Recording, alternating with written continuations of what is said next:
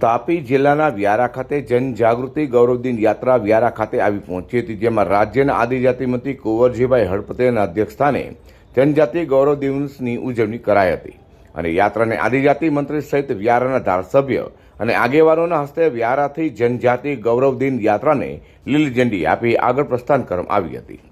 આદિવાસી સમાજના જનનાયક અને દેશના ક્રાંતિકારી યોદ્ધા ભગવાન બિરસા મુંડાની 150મી જન્મ જયંતિ નિમિત્તે સરકાર દ્વારા આદિવાસી અમૃત કુંભ મહોત્સવ 2024 અંતર્ગત જનજાતિ ગૌરવદિન યાત્રાનું પ્રસ્થાન કરાયું હતું।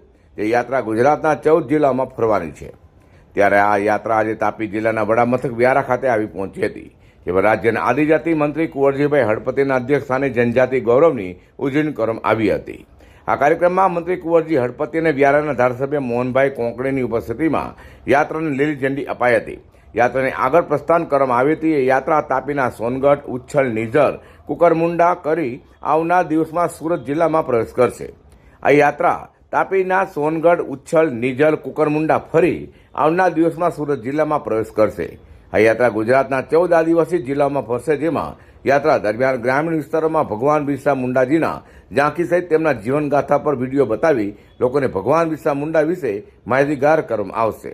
150મી જન્મ જયંતિ ભગવાન બિરસા મુંડાની ઉજવણીના ભાગરૂપે અને અનુસૂચિત જનજાતિના ગૌરવ દિન તરીકે રેલીનું પ્રસ્થાન ગઈકાલે ઉમરગામથી કરવામાં આવ્યું। ઉમરગામમાં પણ હજારોની મેદનીમાં આ રથનું પ્રસ્થાન કરવામાં આવ્યું હતું અને આ રથ આજે તાપી જિલ્લાના તાપી મુકામે આવી પહોંચ્યું છે અને આજે અહીં તાપીથી આનું પ્રસ્થાન થઈને આ રેલી સોનગઢ, ઉચ્છલ, નિઝર થઈને શાકબારાથી ઉમરપાડા અને ઉમરપાડાથી માંડવી આવતીકાલે મારા પોતાના મત વિસ્તારમાં આવશે।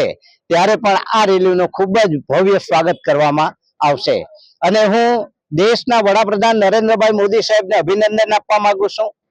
બિરસા મુંડા ભગવાનની જો કોઈ સાચી ઓળખ અપાવી હોય તો તે નરેન્દ્રભાઈ મોદી સાહેબે આદિવાસીઓમાં એની ઓળખ ઊભી કરી। આઝાદીના 75 વર્ષ સુધી કોઈ પણ સરકાર આવી કોઈએ આદિવાસીના મસીહા એવા બિરસા મુંડા ભગવાનને યાદ નહોતું કર્યું। આજે દેશના વડાપ્રધાને સાચા અર્થમાં એ અમારા આદિવાસીના મસીહા છે અને ભગવાન બિરસા મુંડાને એમણે ઓળખ અપાવી છે। એ માટે હું દેશના વડાપ્રધાન નરેન્દ્રભાઈ મોદી સાહેબનો ખૂબ ખૂબ આભાર માનું છું।